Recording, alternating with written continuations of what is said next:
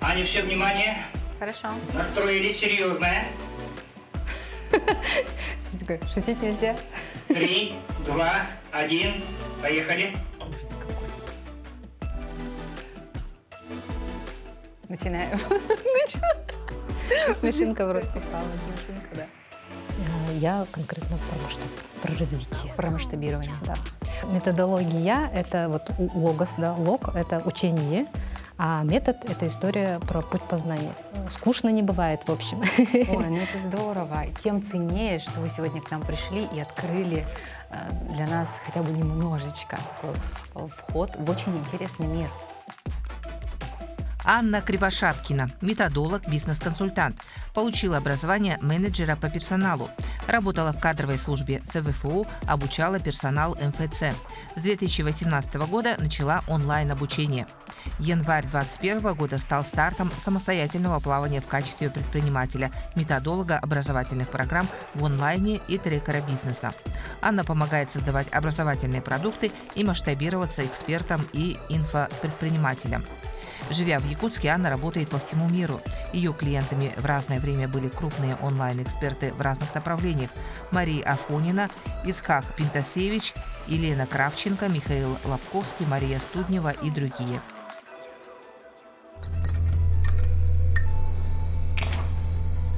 Анна, добрый день. Я очень рада вас видеть.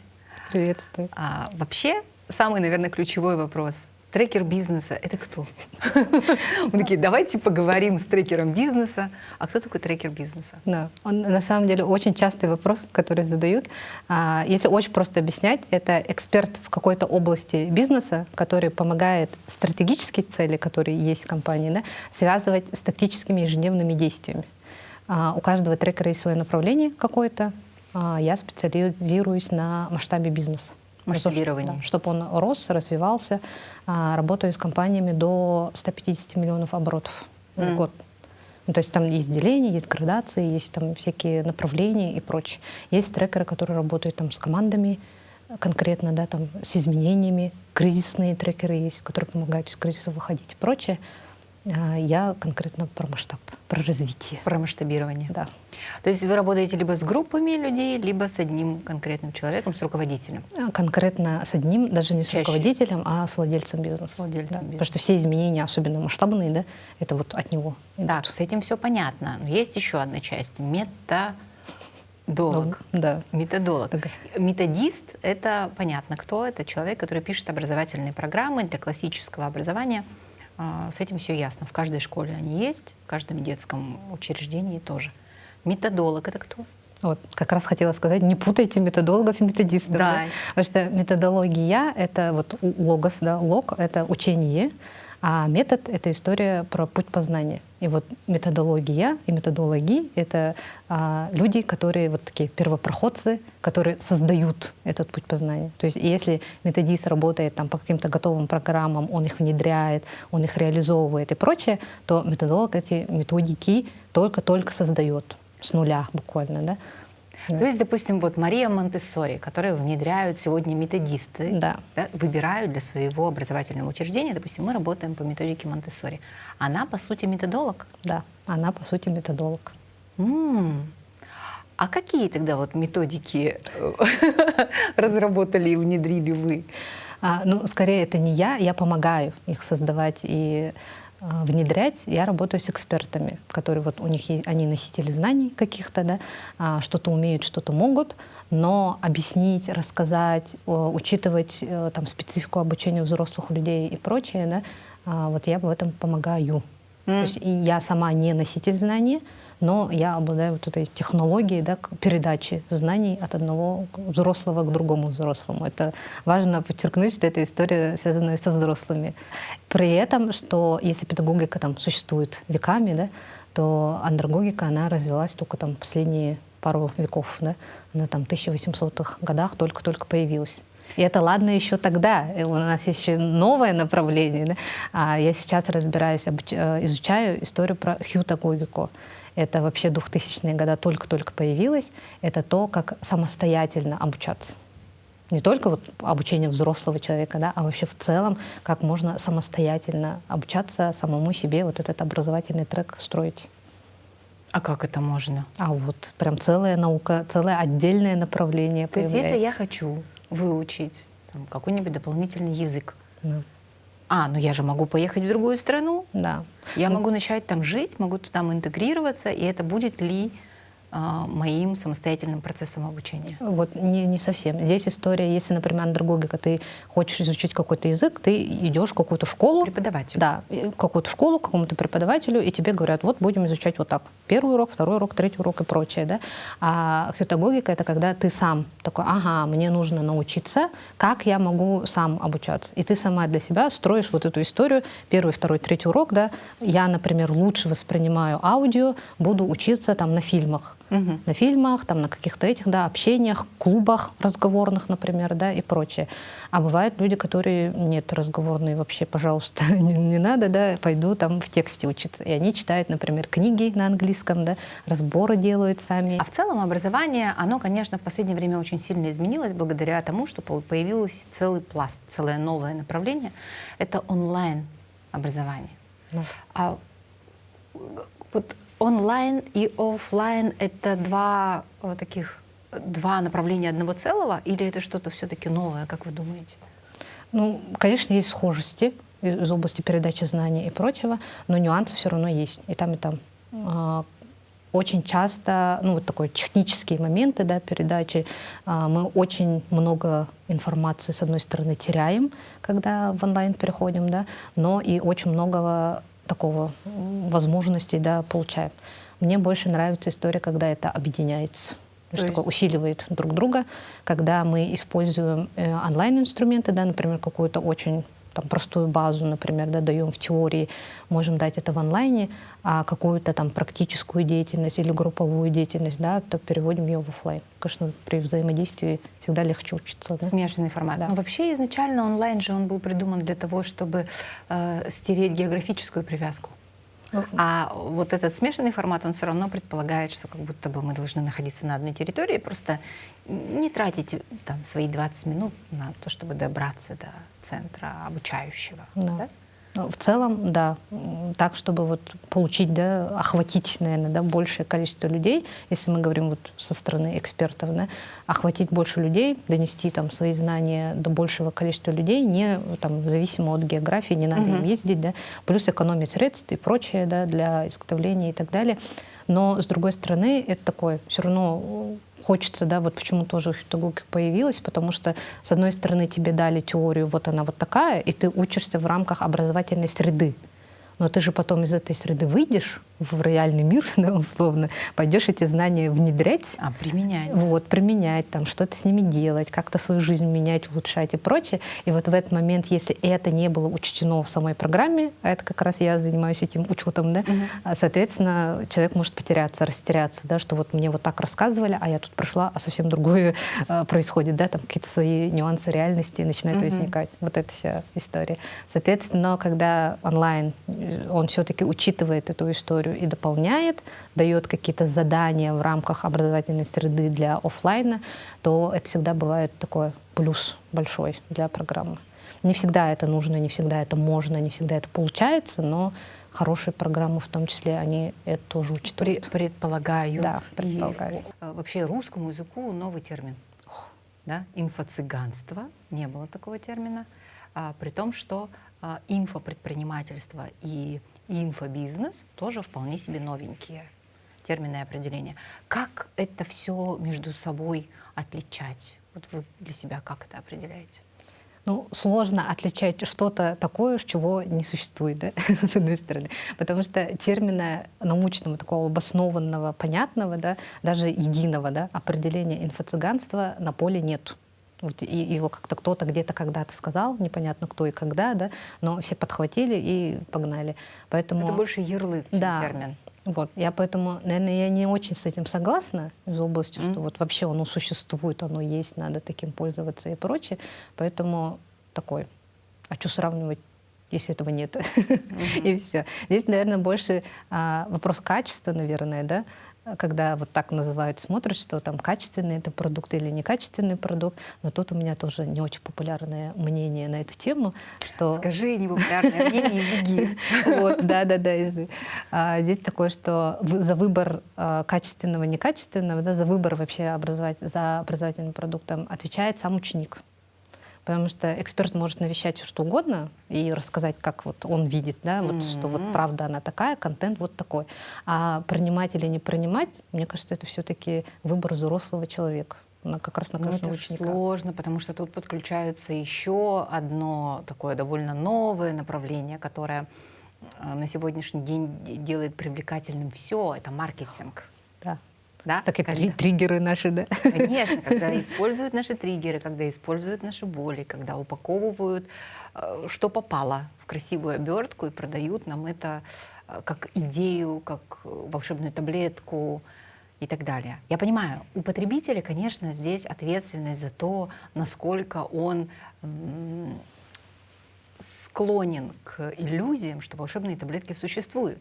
Да. Если ты ищешь волшебную таблетку, то тебе, конечно, найдется десяток человек, которые скажут: она у меня есть. Кто Это как предложил? философский камень. Да. Примерно такая же история. Но все-таки как отделить одно от другого?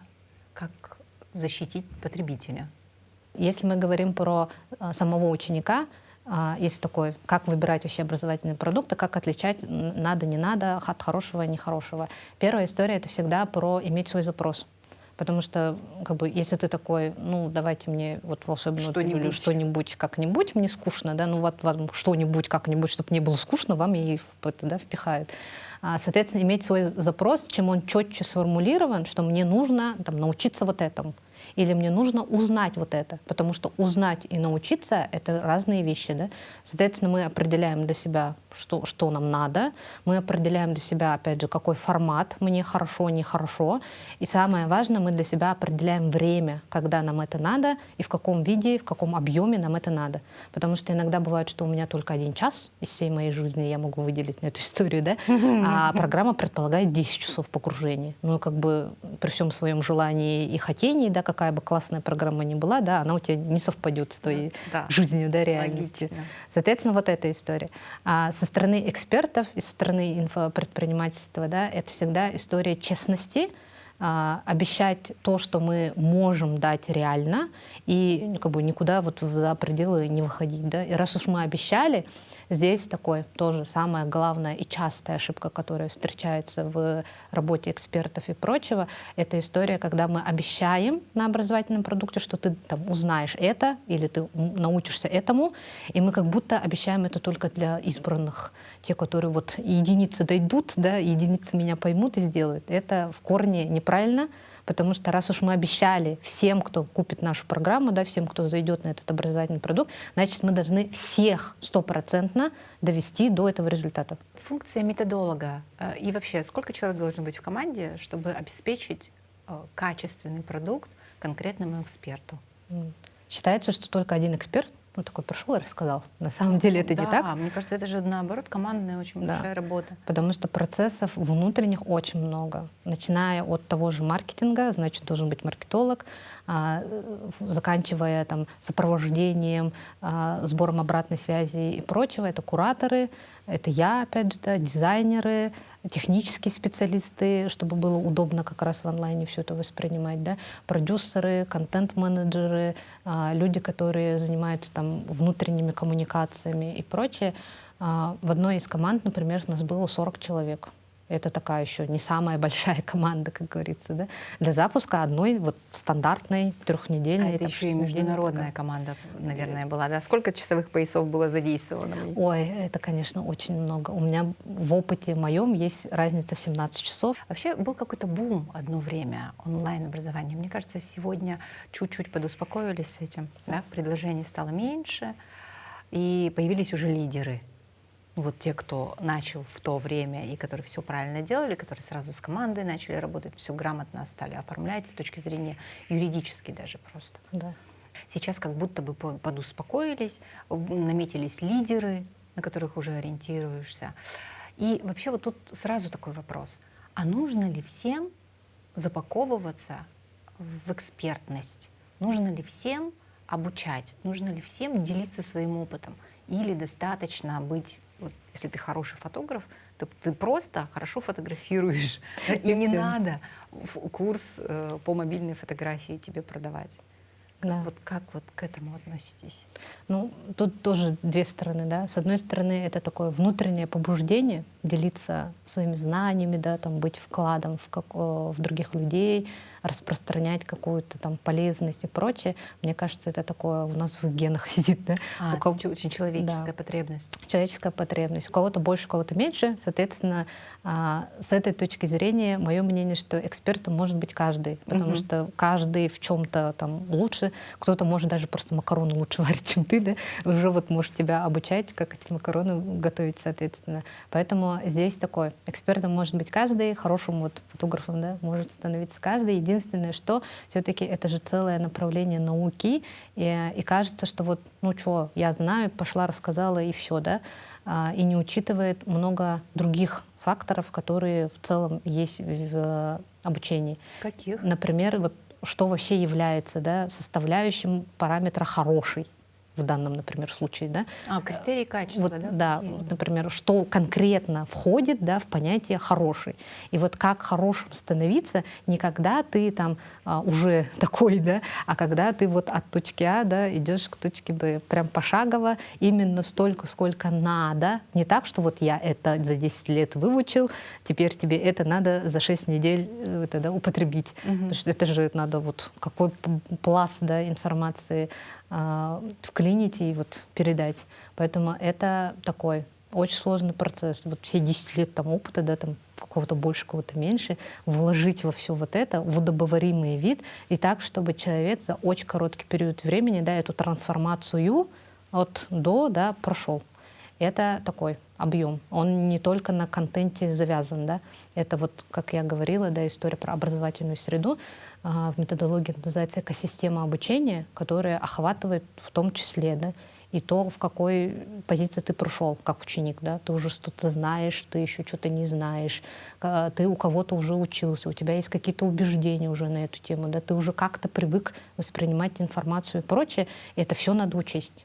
А представляешь, вот онлайн географически все размытое, да, там И не очень понятно, да, кто к тебе придет да, вообще. и вот у тебя вот одни такие, другие сякие, а это нужно еще вот не вот так ручками поставить конечно. руку, да, а в онлайн это объяснить словами, какими-то там визуальными какими-то историями, да, это вот все надо охватить. И получается, что вот на вот это вот все иногда хорошего фотографа не хватает. И он такой, не буду рассказывать, фотографировать. не буду рассказывать, буду только специалистом. А это же справедливо, потому что, допустим, вот в педагогике, в классической, вот в классическом образовании есть такое понятие, как педагогические способности. Да. Не каждый классный математик будет хорошим педагогом. Да. Да, и не каждый сможет объяснить сложную тему детям. Вот просто ну, вот что-то не сходится у человека.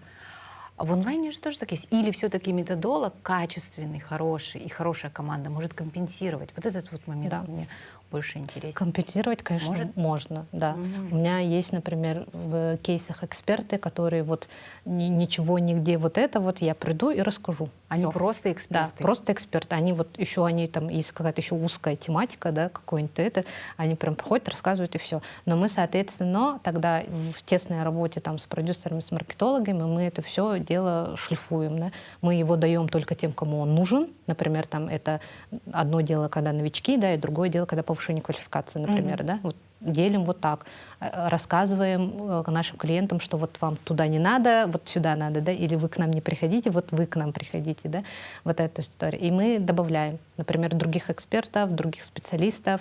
Иногда бывает, что мы прям кого-то из команды, кто там ручками делает, да, мы его добавляем, и у нас получается такая связка. Один эксперт рассказывает, а другой там показывает. Так тоже можно, да. И Это вы видите, и вы это да, подсказываете. и я вот из всей истории, да, как от до, вот как становиться хорошим фотографом, да, оно состоит из вот таких-то шагов. Я помогаю эти шаги разложить, сделать их понятными, простыми, логичными, да, между собой и удобными для всех. Неважно, кто нам попадется, да, вдруг. И потом это все шлифуем с аудиторией, с маркетингом, с тем же, да, как мы это все подаем и прочее, и это все стыкуем так, чтобы то, что мы обещаем, реально мы обещали, а обещали только то, что можем выполнить, и, соответственно, выполняли то, что мы обещаем. Инструментариев здесь, конечно, огромное множество. Ну, видимо, да. И вообще онлайн, я так полагаю, пришел в нашу жизнь надолго, поменял нас уже сильно, во всяком случае, наши требования к качеству продуктов, качеству образования тоже изменились очень сильно. Но тут позитивный момент, то, что с приходом онлайна поменялся рынок труда. То есть появились новые профессии. Вот, например, ваша, да, методолог. Это же новая профессия. И, допустим, если какие-то молодые люди в стадии профориентации сейчас нас смотрят, они могут сделать определенные выводы, да, и наметить для себя, может быть, какой-то такой свой карьерный путь. В таком случае поделитесь, пожалуйста, с чего начинать. Вот вы в базе кто? Вы с чего начинали? Так, ну, базовое у меня это управление персоналом, потому что обучение — это одна из сфер такого human resources, да, управления людьми. И одно из — это вот обучение и развитие, и вот я все туда, как говорится, да.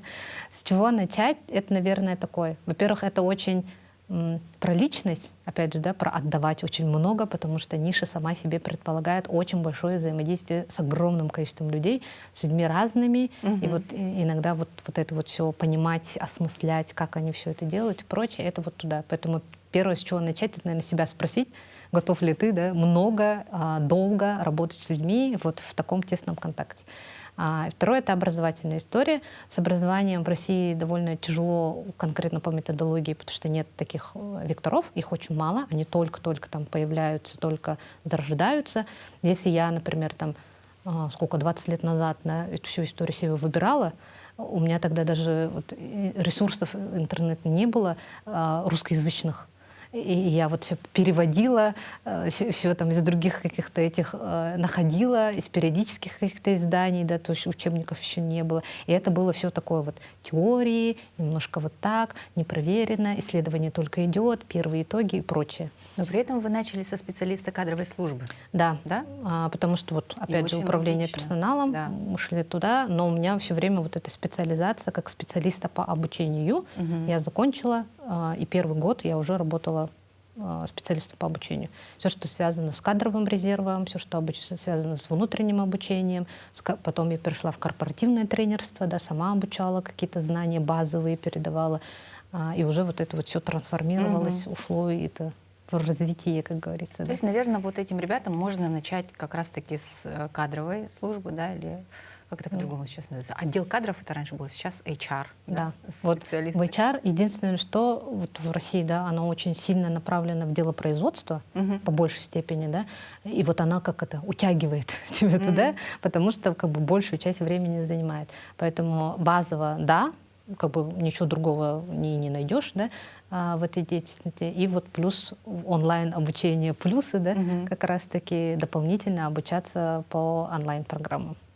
Того же методиста, того же методолога, того же тренера, например, да, того же там специалиста по обучению. Но это вот очень часто самостоятельное обучение, это надо искать. То есть это в университетах там в классическом каком-то понятии, может, не всегда дадут, поэтому нужно вот очень много заниматься самообразованием. Вот, а из педагогики можно? Из педагогики, методолога? да, когда это касается обучения детей. Ну, вот там детская андрогогика, я думаю, у нас вообще нигде не преподается. Это андрогогика уже какой-то такой личный путь должен быть, да? Да. Ну, андрогогика, в смысле, в России нет, это вот за рубежом надо учиться. Я заканчивала ладожскую школу, это вот финские наши ребята, индекс счастья №1, как говорится, да. Но вот они вот всю вот эту историю распространяют, как обучаться, как получать удовольствие, да, от обучения и прочего. Поэтому мне понравилось туда. Я как-то так это искала, выбирала и пошла туда, соответственно. Поэтому это вот такое международное обучение, пока, по крайней мере, и адаптация здесь на уровне вот таких же бизнесов. Кто здорово, это же интересно, да? Идти туда, где еще никого нет, где только-только перспективы появляются. И мне кажется, мы обязательно это все, у нас будет, во всяком случае, это развиваться. Да, это уже такое появляется, уже зачатки есть, да, уже влияние чувствуется. Очень много людей и такой заинтересованных, да, в этой деятельности. И вот у нас был такой вот как раз, да, онлайн-бум такого его развития. И сейчас наступает такой период зрелости, да, когда мы уже немножко успокаиваемся, уже какие-то стандарты появляются, появляются какие-то правила уже утвержденные, не просто писанные, да. Значит, появляется система. Да, появляется система. И по большей степени это вот, да, в том числе благодаря методологам, благодаря той же андрогогике, что вот до людей, экспертов, да, доходит история, что иногда недостаточно быть просто хорошим фотографом, да, нужно выстраивать всю систему, потому что это все-таки передача знаний, Всё-таки большая ответственность. Образовательный процесс. Он бы веками существует, да, все человек на этом развивается. Прочее, это вот тебе не так, что один-два поделал и пошел, да, как сейчас иногда эту всю историю подают. Поэтому да, это надо очень много вкладываться ресурсами, личностными, финансовыми в том числе, да, эта вся история только такая находит себе эту систему. Стоять у первоистоков — это, конечно, супер увлекательно, очень интересно, и всегда такие новые вызовы, всегда так скучно не бывает, в общем. Ой, ну это здорово. Тем ценнее, что вы сегодня к нам пришли и открыли для нас хотя бы немножечко такой вход в очень интересный мир, который стремительно развивается, да, мир онлайн-образования. Спасибо большое, Анна. Пожалуйста.